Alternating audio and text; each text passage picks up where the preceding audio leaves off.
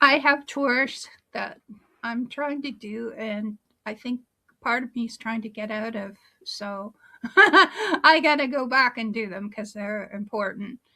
But anyway, so I'm taking a moment to talk yet again, and I haven't kept my channel that active for a lot of reasons because I'm doing other things that require my full attention, and I don't get the chance to come online and talk. So, yeah, this whole AI thing.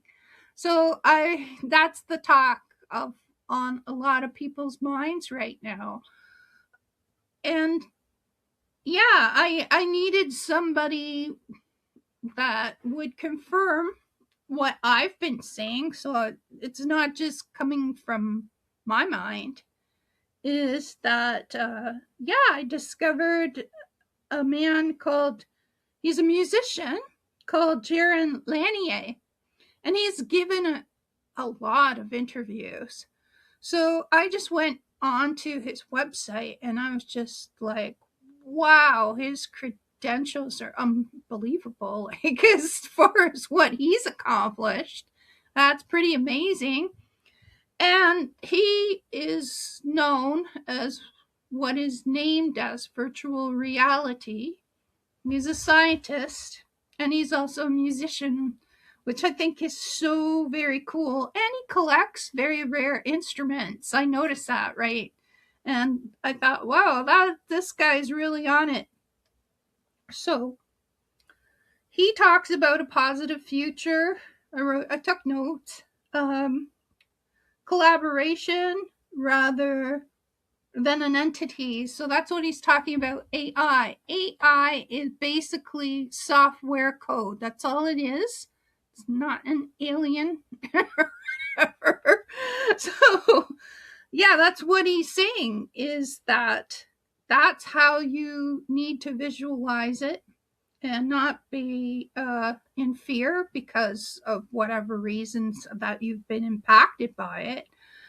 And so this is what he's saying is it is software. And that's what I've been saying is like all of there's so many software programs in music that have technology in them that I would consider it as AI because it is just software, it's code, but now the code is way more developed. And some of it can look realistic and some of it no doesn't really pass. So anyhow, yeah, what I was saying earlier in my last video, YouTube automatically created a avatar, a AI photo of me, which I accepted because I thought was really cool. It really emphasized the lines on my face. Like right here, my laugh lines or my smile lines, because I smile a lot. And that's a little bit more wrinkled and embedded. And I'm not going in and getting Botox shots. Because basically also too, I'm a bit of a public figure, but I don't have the inclination to want to have cosmetic surgery in order to be any kind of social media presenter. I'm not interested, thanks. I just do my music. Sometimes I put my photographs, like a lot of times I put my photographs on the music so you recognize that it is me, Karen Colville, that's behind this production.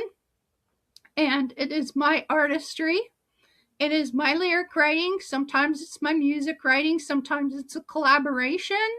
And collaboration is key because you need a lot of people, not so much today as in the past, to be able to produce a lot of things. So, yeah. And yeah, I was just thinking about the music videos, how it would take a writer, it would take, well, you've already written the music, so that's a given. Then you need a director. Then you need to do storyboards to plan out what you're going to do. And then there's a studio, there's the shooting, and then there's the post editing involved. And I worked with the musician that has a home based studio. And I watched him in the studio and I picked up tips. And then I started figuring out using a lot of different editing programs online. I started doing my own editing because I figured out how to do it. And, that saved me having to hire somebody because again, like I haven't always had the budgets, the support just hasn't been there. It's like I kept persisting because there were people that were so cruel when I first started. I remember the things that they said about me. They said my singing sounded like a cat being tortured in a microwave and stuff like that. So I was nervous. Sometimes I get stage fright severe and I'd start shaking and it'd come out in my voice even when I'm doing a concert. So I'd have to stop, take a big breath because I cared. Like if you care and you want your presentation for people to really enjoy it, then the nerves build up. And sometimes, I wasn't to the point I was shaking, but I was shaking a little bit. And because there's excitement levels that go on when you face people. And so then it became a little bit more natural, but I still would get stage fright. And anyway, so I thought like a lot of that is, I've digressed a little bit. I didn't mean to. But anyway, nerves. So I worked really hard over the years to become an excellent vocalist. And not one of the best vocalists, but enough to pass to be able to do professional recording. That was important for me because, I received a lot of criticism as put downs. And there are a lot of trolls. They're very mean, nasty people because they're not getting their needs met, or they're jealous, or whatever their incentives are. And some people that get enjoyment of hurting others too. So it's like the criticisms and the nasty comments, everybody gets them the more you get known. So there are very rude and ignorant and damaging people out there. And I've had a few experiences with that. So the thing was, I worked really, really hard at training myself vocally. I did put 13 years into the church, and I performed at the church just so that because the people in the audience loved me as a vocalist, like I just wanted to do backups. That's all I wanted to do was just do backup vocals. But then everyone was asking me, oh, can you come and do backup vocals for me? And then I'd be doing like 13, 14 songs. And it was just too much for me. So I had to kind of limit myself. And so anyway, I don't need to explain myself so much. I just wanted to assure you that, I'm human. And that's what I do. I'm not an AI. I just hope that, that doesn't happen to me. I think there'll be safeguards in place. Because there are identities and that's what Spotify and the other big name, Suno, I think that's what they're trying to do, is stop all these false AI recordings and mass recordings reaching these platforms as Spotify, because the thing is that there's unfairness. And also too, again, I think a lot of major artists, like it's kept secret, they are using auto-tune because they have to live on stage. Sometimes you're dancing or whatever, and I've been to concerts where they use auto-tune and or pitch correct, and it's not a big deal. Because it is embarrassing. There's the dignity of the artist, and that artist is giving their all. And it is embarrassing sometimes to the artist when a note goes flat or whatever. So, those people are paying for that experience. They're paying to be entertained. And, when an artist hits a wrong note or goes flat or their voice gives on them, then there has to be an insurance policy, and those things are the backup insurance policy. So some people can cry, oh, that's fake, fake, fake. Well, yeah, there's only been one case that I never forgot. Is like Millie Vanilla or whatever, when they lip synced. And a lot of artists that were performers, they lip synced because they had to, because they're trying to sell the music track. So the live voice can a lot of times sounds different than a music track. But I wasn't planning, like, I spend a lot more time doing visual art, but I also do music, and music is kind of a sideline for me. My goals are not to be a major music person. My gosh, that was a very long time ago. And now it's like, yeah, if I could get any of my compositions used in a movie or used in some kind of independent production or used for whatever reason, somebody's doing a video, yeah, I have to pay to get any monetization for that. So it keeps costing me, but it doesn't cost that much. But the thing is when you do music, there's a lot of costs involved.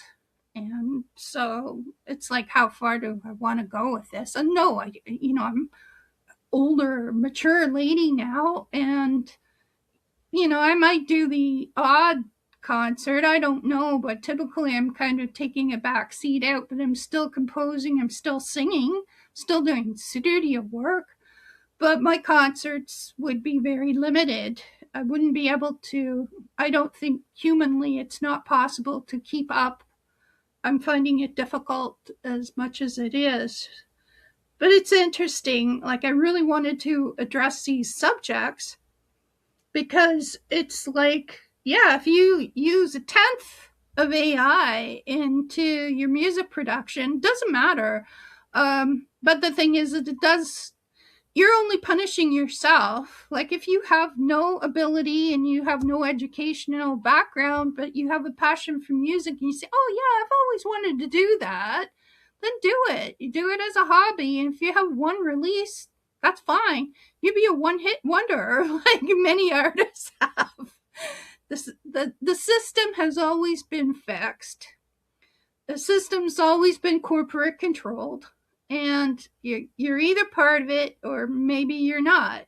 So Joe Bonamassa is an independent, but he does have a staff, and he has that partner that has supported him throughout his entire career. But now he's a big name and he didn't need a corporation. But there's very few and far between. Like, I can name him because he was one of the few that stuck out. And of course, a late Prince, because he was major labeled, and there's a lot he went through, and there's a lot artists do. Is like when the corporation tries to take the master away, and then the musician has to be able to have how do you say it, enough resources to be able to fight to get that master back, because it's their creation, it's their ownership. But if they're, and you get into contracts and that whole history, like, it's just incredible. And so, yeah, they're good points of being in music, and they're very dark points, dark elements too.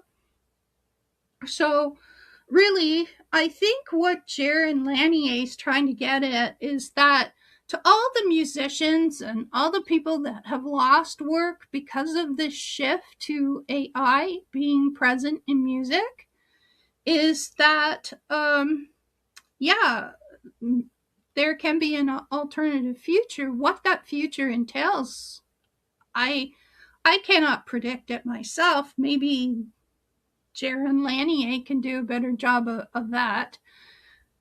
he may understand the future of music a lot better. But AI is a big part of it.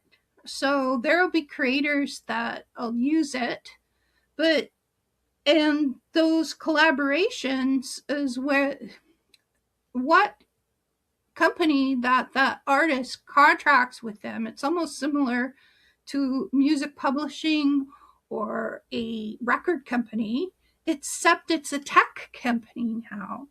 It's like tech music in a sense. My friend, um, he called it Muzak, like elevator music, but now elevator music is advanced to another standard. 1970s Kraftwerk, they they were the pioneers of mixing music with technology, and had really good beats. Like, who hasn't been inspired them that has gotten into electronic music? So it's just a different genre, it's different software, but a lot of people feel threatened by it, and you shouldn't, because if you're that good of a musician, you're that talented, then you will say, okay, let's try this out and keep it as a component, but you can keep your instruments, and if you're a well enough player, you can go out and get a gig anywhere, really. So that you don't have to feel so threatened. It's just you adapt. When Pro Tools came out, there was some other program, and a lot of engineers or whatever, well, you're just going to have to take more training. That's really what it comes down to. And a lot of musicians that are professional musicians, they were telling me they don't do music 24/7 full time. Some of them work other jobs, some of them are professors, some of them uh, they work construction, even to make sure the bills are being paid. Can't always rely on gigs because there's so many people in music that not every music is going to make the roster to be able to play in a festival. So they have to find other means of trying to employ themselves. So, yeah, and I think uh, because Jaron Lanier has this experience, he's a tech guy for Microsoft, but he's also a musician, so he gets it. And because when he created virtual reality, he understood the technology and the connection. And so, yeah, and I am in full agreement with him. It's a collaboration. You're just using another form of music software, and that's all it is. And yeah, like getting into making videos, you can make some really cool AI videos that you could have never have dreamed of doing in a traditional cinematic format, even with special effects, like those special effects, like the big production budgets, and you wouldn't able to accomplish that. So yeah, it all depends on the kind of genre or style of music that you want to present and what you're up to. And so yeah, my most recent video, it wasn't exactly, and I couldn't change it too much, so that was kind of a drawback, but I liked the outcome. It sort of enhanced my idea, and I thought, okay, I can live with that, it's fine, because some of those things, they require such big budgets and they can do damage and whatever.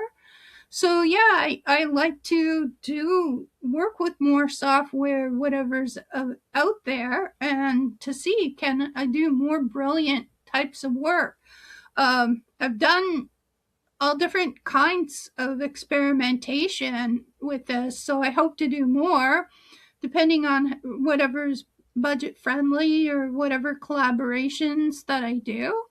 So yeah, and so I just wanted to assure you that no, it's not an entity. AI is not an entity. It is not fully, like, you wouldn't think it's coming from aliens. But in a form, I think a lot of these ideas do come from the cosmos. So it could be a gift from other civilizations and parallel realities. Who knows, right? But the thing is that it's really just, it's code. That's all it is. It's code into software, and the end user uses the software, and you're doing a kind of a collaboration with the company that owns that software. That's really what you're doing. So you can test it out, and yeah, and you don't necessarily want a bunch of credits, like, unless you list them at the end. There needs to be a place for credits and to say, okay, this component could be 10-20% is AI and the company with it, but that could be in the credits. It doesn't have to be in the corner or whatever, because the thing is sometimes some companies will assume ownership and they'll put their stamp on it, and it doesn't mean, like, they could have only contributed 10% or whatever. So the thing is that yeah, if you're working on software, like, say for example, like Reaper, or you're working on an editing software, you're paying to not have their logo being put on your artistic vision. So if you want to do a credit roll at the end, if you feel that's necessary, then put it on there and list it, and list who is ever involved. Sometimes, like, I put a photo credit on some of my modeling work, or whatever work that I've done, or work that I've used on some of my covers. I'll just credit the photographer of who's on there. Just put it on there. So anyway, yeah, just think of it as a collective of people that you can work with. We are working towards a positive future, and that it is a collaboration rather than an entity. And that's how Jaron Lanier had envisioned this when he works in the tech field, and he can assure you more than anything. There's a lot of proof out there because he's given a lot of interviews. I've only touched a few of them, but that's so far in what I wanted to share, is somebody that is a musician in the tech business, that yeah, we have a better understanding of what AI really is, and we can use it towards good purposes and not nefarious purposes, like other companies that are too greedy and want too much power, that they could abuse people, and we don't want that. So that's what I've said. Okay, I'm stopping now. Thanks. Bye.